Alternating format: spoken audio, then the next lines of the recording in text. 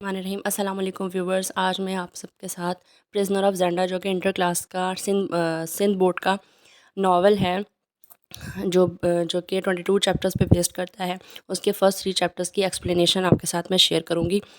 So let's start. First chapter, Rassendylls with the word on the Elphbergs. Rassendyll एक लफ्ज़ जिस पे जो कि इसमें आएगा एल्फबर्ग। अब मैं आपको एक छोटा सा इंट्रोडक्शन इसका बता देती हूँ कि 2 फैमिलीज़ हैं जिनके बारे में बात करने जा रहे हैं। एक है बर्लिस्डन फैमिली, जिसमें है एक Robert head of the family, उसकी वाइफ रोज़ बर्लिस्डन और उसका देवर रडोल्फ रेज़ेंडाइल, जिसके रेड हेयर्स हैं, इस वजह से उसको रेज़ेंडाइल सरनेम दिया गया है। जो कि करेक्टरिस्टिक्स हैं रूरिटेनिया की रॉयल फैमिली के, जिसमें 3 लोग हैं। फर्स्ट रडोल्फ द फिफ्थ, उसका सौतेला भाई ड्यूक माइकल और उसकी फियांसे फ्लेविया। मेजर जो करेक्टरिस्टिक है वो रेड हेयर है, और भी बहुत सारे करेक्टरिस्टिक्स हैं, लेकिन उनका जो मेजर करेक्टरिस्टिक है वो ये है कि उनके रेड हेयर्स होते हैं, ठीक है। और ये है बर्लिस्डन फैमिली के रडोल्फ रेज़ेंडाइल का भी करेक्टरिस्टिक, क्योंकि उसके भी रेड हेयर्स हैं। तो सुबह ब्रेकफास्ट के टाइम पे एक डिस्कशन चल रही होती है, यहाँ तो कह लें कि एक बहस चल रही होती है देवर और भाभी के दरमियान। और जो भाभी है लेडी रोज़ बर्लिस्डन अपने देवर से कह रही होती है कि तुम अर्निंग के लिए कुछ भी नहीं करते हो। बात कर रही होती है कि तुम बिल्कुल फ्री हो, तुम्हें कुछ ना कुछ काम करना चाहिए।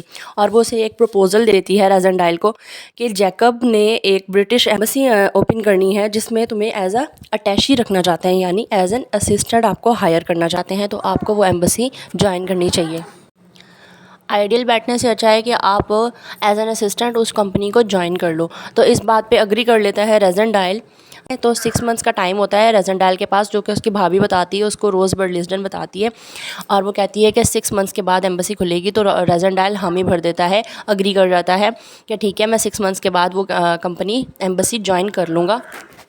फ़िलहाल जो है वो बहाना बनाता है कि मैं स्विट्ज़रलैंड जा रहा हूँ टायरोल घूमने, या वो माउंटेन रेंजेस हैं स्विट्ज़रलैंड में, और वहाँ जा रहा हूँ। असल में जाना उसने होता है रूरिटेनिया, जहाँ पे किंग की कोरोनेशन सेरेमनी होनी होती है। किंग कौन है? अब रूरिटेनिया की जो रॉयल फैमिली है, वहाँ पे रडोल्फ द फिफ्थ, उसके फादर की रिसेंटली डेथ हुई है, और उसकी जगह पे वो किंग बनने वाला है, और उसकी कोरोनेशन सेरेमनी होने वाली है स्ट्रेसला में, जो कि रूरिटेनिया का कैपिटल है।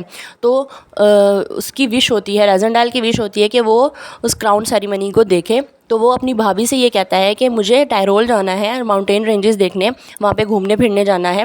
लेकिन असल में उसका जो प्लान होता है वो होता है कि वो जाके वो क्राउन सेरेमनी देखे। तो उसकी भाभी कहती है ठीक है, एज़ यू विश, अगर आप जाना चाहते हो ठीक है आप जाओ, लेकिन आप बाद में जब वापस आओगे तो मेरे लिए एक बुक लिखना। तो इस बात पे अग्री करके रेज़ेंडाइल के ठीक है, मैं आपके लिए बुक लिखूँगा, कोशिश करूँगा कि मैं आपके लिए बुक लिखूँ। हालांकि ना तो मैं राइटर हूँ और ना तो मैं पोइट हूँ, लेकिन फिर भी कोशिश करूँगा, और ये कह के वो वहाँ से चला जाता है, और फर्स्ट चैप्टर हमारे यहाँ पे एंड हो जाता है। Move towards the chapter number 2 concerning about the colour of men's hair. तो हम लोग यहाँ पे पढ़ेंगे कि जब अपनी भाभी से रोज़ बर्लिस्डन से कह के ये सब कुछ रेज़ेंडाइल चला गया स्विट्ज़रलैंड में, स्विट्ज़रलैंड से होकर फिर रेज़ेंडाइल गया पेरिस में। अक्सर जो है रेज़ेंडाइल के अंकल जो थे एक, वो बताया करते थे, विलियम जिनका नाम था, जो बताया करते थे कि अगर पेरिस में जाओ तो वहाँ पे वर्थ स्टेइंग है 24 आवर्स, कि पेरिस इतना खूबसूरत है कि कोई भी जाए तो वहाँ पे 24 आवर्स से पहले ना आए। तो ये अंकल की बात याद करते हुए उसने सोचा कि चलो मैं यहाँ पे अपने 24 आवर्स गुजारूंगा, स्टे लूँगा 24 आवर्स का, उसके बाद मैं निकलूँगा रूरिटेनिया के लिए, वहाँ पे जो कोरोनेशन सेरेमनी अटेंड करने के लिए। तो वो वहाँ पे 2 लोगों से मुलाकात होती है रेज़ेंडाइल की। पहला जो उसका फ्रेंड है वो है जॉर्ज फेदरली। जॉर्ज फेदरली जो है ब्रिटिश एम्बेसडर है, और वो रहता है वहीं पेरिस में रहता है। लेट नाइट डिनर करते हैं, जिसे सपर कहते हैं, और वहाँ पे उनका अटेंड कर लेता है जॉर्ज फेदरली का एक फ्रेंड जिसका नाम है बर्ट्रम। वहाँ पे उनको अटेंड कर लेता है। बर्ट्रम से बातों में रेज़ेंडाइल को ये पता चलता है कि जो बर्ट्रम है वो पसंद करता है एंटीनेट मोबां को, जो कि एक विडो है, और उनको इस बारे में कोई पता नहीं है। वो अनअवेयर है कि मुझे कोई जो इंसान है वो पसंद करता है, और वो पोइट है। जो बर्ट्रम है वो एक पोइट है। क्रिटिक नाम का न्यूज़पेपर है पेरिस में, वहाँ उसमें वो पोइट्री करता है, एक सेलिब्रिटी है और एंटोनी मूबान को लाइक करता है जो कि एक विडो है। और एंटोनी मूबान ख़ुद पसंद करती हैं ड्यूक माइकल को, जो कि सौतेला भाई है रडोल्फ द फिफ्थ का, जो कि अभी किंग बनने वाला है, उसका सौतेला भाई है। और वो पसंद करता है प्रिंसेस फ्लेविया को, जिसकी मंगनी या जिसकी इंगेजमेंट हो चुकी है रडोल्फ द फिफ्थ से। उसका नाम भी रडोल्फ ही है, जो कि किंग बनने वाला है, किंग टू बी है। और जो रडोल्फ रेजेंडाइल है, जिसके जो बर्लिस्टन फैमिली से बिलोंग करता है, उसका नाम भी रडोल्फ है। इसलिए मैं सिर्फ कन्फ्यूजन दूर करने के लिए रेजेंडाइल कह रही हूँ उसको, जो बर्लिस्टन फैमिली से आया है, इंग्लैंड से आया है। और जो किंग बनने वाला है उसको किंग कह के बुला रही हूँ। अब इसमें बात ये है कि वो ये सब बातें सुनता है और वहाँ पे नाइट का स्टे लेता है और नेक्स्ट डे चला जाता है टिकट लेके ड्रेसडन की। ड्रेसडन सिटी होता है border city between Germany and रूरिटेनिया।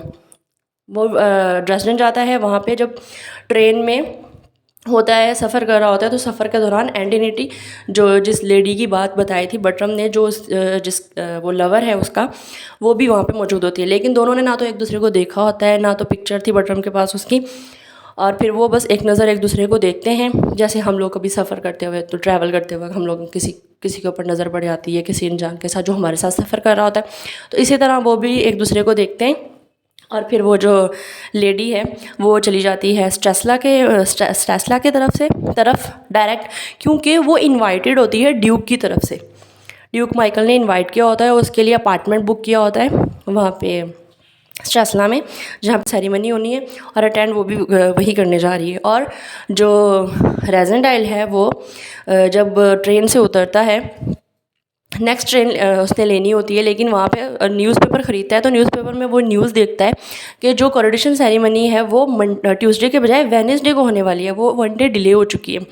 तो फिर वो सोचता है कि अगर मैं स्ट्रेसला जाऊँगा तो स्ट्रेसला में सारे रूम्स ऑक्यूपाइड होंगे और उनका रेंट भी बहुत ज़्यादा हाई अमाउंट में होगा, तो मुझे कहीं और स्टे लेना चाहिए। और फिर वो चला जाता है जेंडा, जो कि एक सिटी है रूरिटेनिया का। जेंडा जाता है, वहाँ पे एक इन में रहता है, जहाँ पे एक ओल्ड फैट लेडी होती है और उसकी 2 डॉटर्स होती हैं, जिसमें एक छोटी बेटी बहुत ब्यूटीफुल होती है और उसका बॉयफ्रेंड होता है जोहान।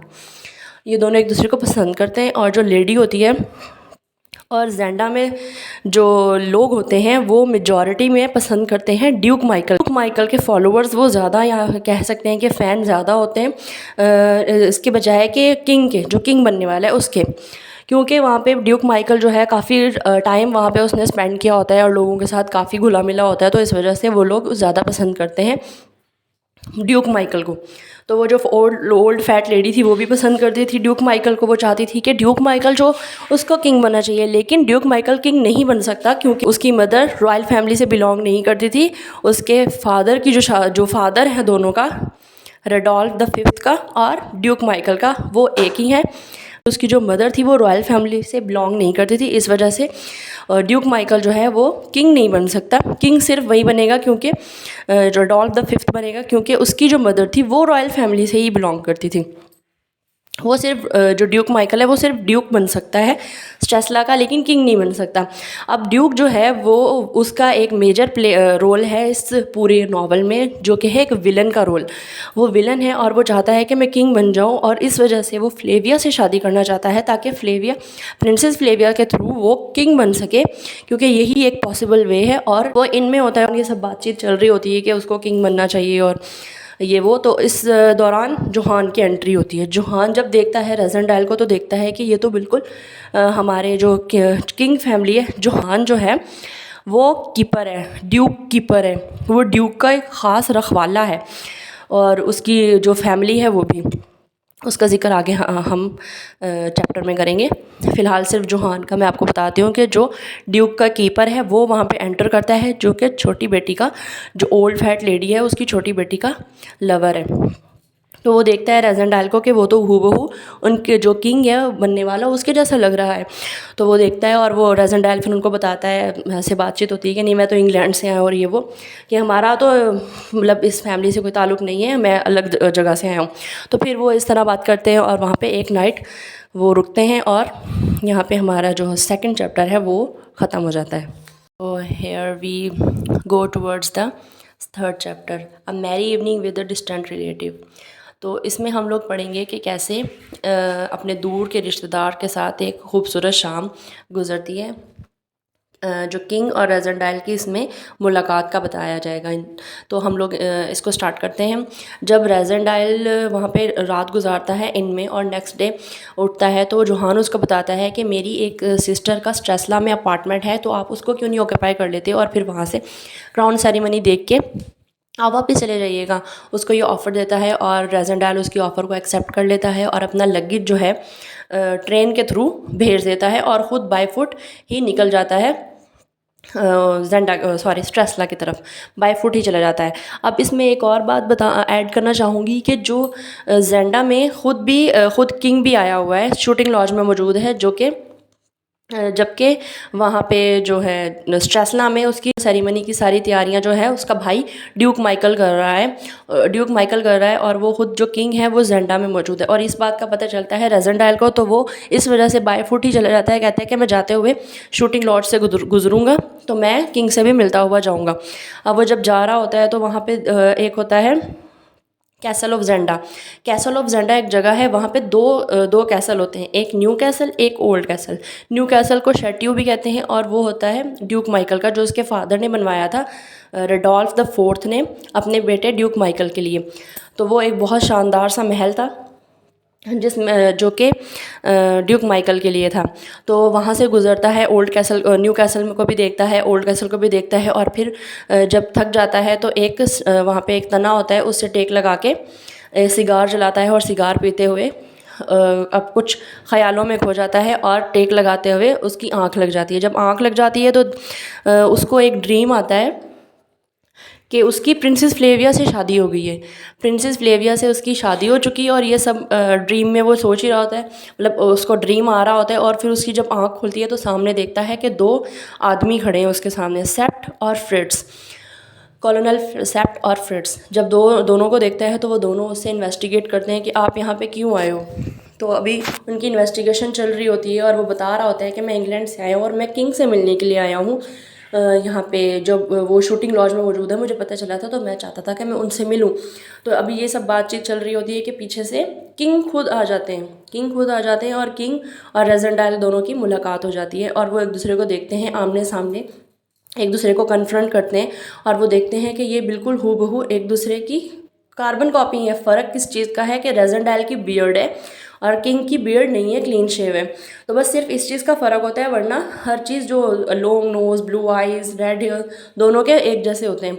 तो फिर रेजेंडाइल उनको अपना इंट्रोडक्शन देता है और बताता है कि मैं इंग्लैंड से आया हूँ और हमारे ख़ानदान में कुछ ऐसे करैक्टरिस्टिक्स मौजूद हैं किसी किसी में कि जो आपके जो फैमिली है एल्फबर्ग फैमिली से मिलते जुलते हैं। रेजेंडाइल को किंग ऑफ़र करता है कि आज का डिनर आप हमारे साथ ही करेंगे और उसको कैसल में लेके चला जाता है।